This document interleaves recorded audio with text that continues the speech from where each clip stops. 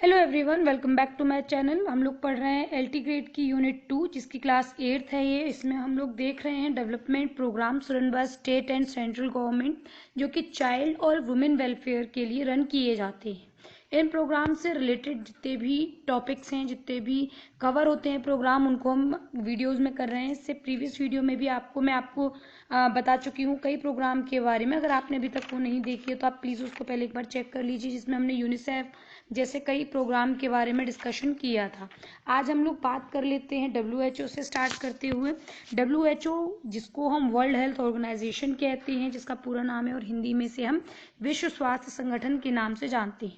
अब इसकी स्थापना कब हुई थी? देखिए, इसकी स्थापना इस संगठन की जो स्थापना हुई थी वो 1946 में टेक्निकल प्रिपरेटरी कमेटी ने श्री रेनेसेंट की अध्यक्षता में इसको बनाया था। बाद में 9 अप्रैल 1948 में न्यूयॉर्क में हुए अंतर्राष्ट्रीय स्वास्थ्य सम्मेलन में संगठन को स्वीकृति प्रदान की गई। वही इसकी स्थापना दिवस है। अगर इसकी स्थापना दिवस आपसे पूछी जाए तो वो आपका 1948 होती है, ठीक है। लेकिन अगर इसको बनाया कब गया ये पूछा जाए, अगर बनाने के बारे में पूछा जाएगा तो 1946। देखिए, ये दो डेट्स हैं, दोनों ही अलग अलग हैं, दोनों में ही डिफरेंसेस में कंफ्यूजन हो जाता है। लास्ट जो हमारा टीजीटी का पेपर हुआ था उसमें भी ये कंफ्यूजन रहा था 1946 और 1948 में। तो स्थापना इसकी 1948 में मानी जाती है और इसको बनाया गया था वो आपकी 1946 में बनाया गया था। इसका मुख्यालय कहाँ पर है? तो वो आपका स्विट्जरलैंड में इसका मुख्यालय है। WHO जो है वो जिस दिन इसका स्थापना की गई थी, जिस दिन इसको बनाया गया था, उस दिन 7 अप्रैल थी और उस दिन को विश्व स्वास्थ्य दिवस के नाम से मनाया जाने लगा है। यानी कि 7 अप्रैल को वर्ल्ड हेल्थ डे की फॉर्म में सेलिब्रेट किया जाता है। हर साल इस संस्थान का नारा एक चयन किया जाता है, मतलब एक स्लोगन और एक मोटो के साथ में ये लोग किसी एक प्रॉब्लम को पिकअप करते हैं, उसको मोटिव बनाकर ही आगे एक साल पूरे साल कार्य करते हैं। उद्देश्य क्या है? इसका प्रमुख उद्देश्य है health for all by 2000 AD। 2000 AD तक सभी लोगों को स्वास्थ्य प्रदान करने का इनका प्रमुख उद्देश्य है। विशेषतः किस चीज में कार्य करते हैं ये? मलेरिया है, चाहे चेचक, पीत ज्वर और अन्य संक्रामक रोग, जैसे कि अब कोविड-19 को भी इसमें ऐड किया जाएगा। तो WHO तो कोविड-19 के लिए भी टाइम टाइम पर गाइडलाइंस निकालता रहता है, जैसे कि ओमिक्रॉन जो भी एक नया वायरस आया है, नया उसका म्यूटेंट है, तो उसमें किस तरीके से हमें क्या करना है, उन चीजों के लिए गाइडलाइंस प्रोवाइड करता रहता है। अब जो इसके क्षेत्र हैं, WHO के क्या क्या क्षेत्र हैं, कहाँ कहाँ पर है, उनके बारे में देख लेते हैं। तो बेसिकली इसके 6 क्षेत्र हैं। एरियाज और उनके हेडक्वार्टर्स जो कि आपसे पूछे जाते हैं उनके बारे में यहाँ बात करते हैं। तो एरिया है दक्षिण पूर्वी एशिया, जिसका हेडक्वार्टर आपका दिल्ली इंडिया में है। अफ्रीका, जिसका ब्राजील कांगो में है। अमेरिका, जिसका वॉशिंगटन DC यानी कि USA में है। और यूरोप, जिसका कोपेनहेगन डेनमार्क में है। पूर्वी मेडिटेरियन, जिसका अलेक्जेंड्रा इजिप्ट में है। पश्चिमी पैसिफिक, जिसका मनीला फिलीपींस में है। तो ये आपके 6 मुख्य क्षेत्र हैं, एरियाज हैं, जहां पर WHO वर्क करता है। दक्षिण पूर्वी एशिया के लिए जो क्षेत्रीय कार्यालय है वो दिल्ली में है। इसकी स्थापना 1 जनवरी 1949 को हुई थी। अप्रॉक्सीमेटली 10 मंथ बाद जब आपका WHO को स्थापना की गई थी, उसके बाद का 10 महीने बाद ये दिल्ली में एक जो क्षेत्र है उसको बना दिया गया था। ये जो क्षेत्र है दक्षिण पूर्वी एशिया वाला, ये भारत, नेपाल, अफगानिस्तान, बर्मा, श्रीलंका, थाईलैंड और इंडोनेशिया में सेवाएं प्रदान करता है। जो एक क्षेत्र होता है वो कई देशों को कवर करता है, तो ये वाला जो दक्षिण पूर्वी एशिया वाला है ये इन सभी देशों को कवर अप करके चलता है, यहाँ पर अपनी सर्विसेज को प्रोवाइड करता है। सभी देश अपनी सामर्थ्य के अनुसार WHO को कुछ आर्थिक योगदान देते हैं, यानी कि फाइनेंशियल कुछ सपोर्ट करते हैं, उसके कारण WHO वर्क करता है। इसके वर्क फील्ड क्या क्या है, कहाँ कहाँ किन किन क्षेत्रों में काम करता है? तो मातृ एवं शिशु स्वास्थ्य के लिए, पोषण के लिए, पर्यावरण स्वास्थ्य के लिए, व्यवसाय शिक्षा के लिए, नर्सिंग के लिए, जन स्वास्थ्य के लिए, जन शिक्षा के लिए और मानसिक स्वास्थ्य के लिए भी WHO वर्क करता है। जैसे कि आप WHO की हेल्थ की डेफिनेशन को देखेंगे तो वो उसमें फिजिकल, मेंटल एंड सोशल सारी ही वेलबींग को, सारी ही हेल्थ को कवर अप करते हैं, इसीलिए इन सभी क्षेत्रों को भी कवर करके चलता है। पोषण संबंधी कार्य जो है वो WHO, यूनिसेफ और FAO की हेल्प से मिलकर करते हैं। FAO को हम पहले पढ़ चुके हैं और यूनिसेफ को भी हम प्रीवियस वीडियोस में पढ़ चुके हैं, इससे जस्ट पहले जो अपलोड की गई थी। फिर उसके बाद है पोषण के क्षेत्र में WHO ने प्रोटीन मेल न्यूट्रिशन को दूर करने के लिए सराहनीय प्रयास किए हैं, जिसमें INCAP की हेल्प से इंका पेरेना नामक वनस्पति प्रोटीन मिश्रण बनाया है, जिससे प्रोटीन न्यूनता से पीड़ित जो बच्चे हैं उनको बांटा जाता है और जो प्रोटीन की कमी है उसको पूरा किया जाता है। INCAP का क्या फुल फॉर्म है?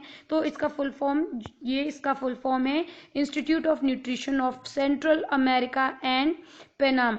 तो इनके थ्रू, इनकी हेल्प से जो प्रोटीन मेल न्यूट्रिशन है उसको कम करने के लिए ये प्रयास करते रहते हैं। WHO ने 1955 में प्रोटीन कैलोरी सलाहकार समिति का भी गठन किया था। उसके बाद है केयर जिसका फुल फॉर्म है cooperative for American relief everywhere. ये गैर सरकारी और गैर सांप्रदायिक संस्थान जिसकी स्थापना 1946 में हुई थी। भारत में इसकी स्थापना 1950 में हुई थी। भारत में केयर क्या क्या काम करता है? तो ये 1961 में मिड डे मील स्कीम को यहाँ पर स्थापित किया, जो कि विश्व की दूसरे नंबर पर चलने वाली सबसे बड़ी स्कीम है। अभी करंट में मिड डे मील का क्या नाम है वो आप मुझे कमेंट सेक्शन में बताएंगे। इसका नाम चेंज हो गया है, नहीं मालूम है तो आप मुझे कमेंट सेक्शन में पूछेंगे, मैं आंसर रिप्लाई करके पिन कर दूंगी। काम के बदले अनाज का जो फॉर्मूला है ANP के थ्रू, अप्लाइड न्यूट्रिशन प्रोग्राम के अंतर्गत, वो भी केयर के थ्रू रन किया जाता है। स्कूल में सब्जियां और फल उगाने में ये हेल्प करता है। चिकित्सा में मेडिकल वैन, एक्सरे मशीन, परीक्षण उपकरण, चश्मों के लिए कांच और फ्रेम, मेडिकल बुक्स और मेडिसिन को भी प्रोवाइड करने के लिए आपका केयर वर्क करता है। अन्य कार्यक्रम क्या क्या है? ये SNP यानी कि स्पेशल न्यूट्रिशन प्रोग्राम, विशेष पोषाहार कार्यक्रम के लिए भी कार्य करता है। ANP यानी कि अप्लाइड न्यूट्रिशन प्रोग्राम यानी कि व्यवहारिक पोषाहार कार्यक्रम के लिए। ICDS समेकित बाल विकास सेवा, इंटीग्रेटेड चाइल्ड डेवलपमेंट स्कीम के लिए भी काम करता है। यह राष्ट्रीय anaemia programme, goitre control programme, vitamin A deficiency programme और ग्रामीण स्वास्थ्य योजनाओं के लिए काम करता है। यानी कि ये सारे ही प्रोग्राम ICDA आपके केयर के थ्रू रन किए जाते हैं, उनकी तरफ से हेल्प किए जाते हैं। नेक्स्ट आपका आता है अप्लाइड न्यूट्रिशन प्रोग्राम। ये किसके लिए काम करता है? ये आपकी प्रेग्नेंट वुमेन, आपकी लैक्टेटिंग मदर, शिशु, स्कूल जाने वाले छात्रों के लिए आवश्यकता अनुसार पौष्टिक आहार प्राप्त कराने के लिए, उनको वितरण करने के लिए प्रबंधन करता है। इसका आरंभ कब हुआ था? भारत में सर्वप्रथम 1959 में उड़ीसा राज्य के 32 ब्लॉक में इस कार्यक्रम को स्टार्ट किया गया था। इसका इनिशियल नेम क्या था? प्रारंभिक नाम था इसका ENP, एक्सपेंडेड न्यूट्रिशन प्रोग्राम। इसका करंट नेम क्या है? ANP, applied nutrition programme. Next आपका आता है ICAR। ICAR क्या है? Indian council of agricultural research, भारतीय कृषि अनुसंधान परिषद, जिसके प्रमुख 3 उद्देश्य हैं। ये कृषि संबंधी शोध करता है यानी कि research is related to the agriculture, और ग्रामीण युवकों के लिए लाभदायक कार्यक्रम का आयोजन करता है और कृषि संबंधी प्रशिक्षण भी प्रदान करता है। इसमें देश के लगभग 22 कृषि विश्वविद्यालयों तथा 31 रिसर्च सेंटर्स को हेल्प की जाती है। मेधावी जो छात्र छात्राएं होते हैं उनको ICAR कृषि एवं गृह विज्ञान के अनुसंधान के लिए हर साल आपकी छात्रवृत्ति दी जाती है, जो आपके मनी मिलता है आपको रिसर्च के लिए, वो प्रोवाइड किया जाता है।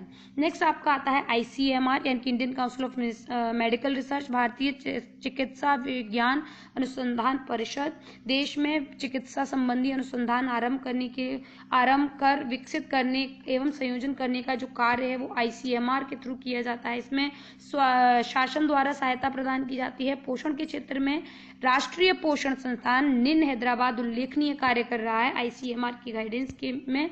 और इसके केंद्र और संस्थाएं कहाँ कहाँ पर है, बहुत ही इंपॉर्टेंट है, ये जरूर याद कीजिएगा। इसकी जो राष्ट्रीय पोषण आहार संस्था है वो हैदराबाद में स्थित है, जिसका शॉर्ट फॉर्म NIN है। National institute of virology NIN Pune में है। तपेदिक अनुसंधान केंद्र TRC, जिसका फुल फॉर्म भी आपसे इनका पूछा जा सकता है, इनका सेंटर कहाँ है वो भी पूछा जा सकता है, ये आपका चेन्नई में है। द इंस्टीट्यूट ऑफ पैथोलॉजी नई दिल्ली में। राष्ट्रीय औद्योगिक स्वास्थ्य संस्थान अहमदाबाद। द सेंट्रल जालमा जो कि आगरा में है। JALMA Japanese leprosy mission for AIDS, ये आपका आगरा में है। The vector control research centre Pondicherry में है। द मलेरिया रिसर्च सेंटर आपका दिल्ली में है।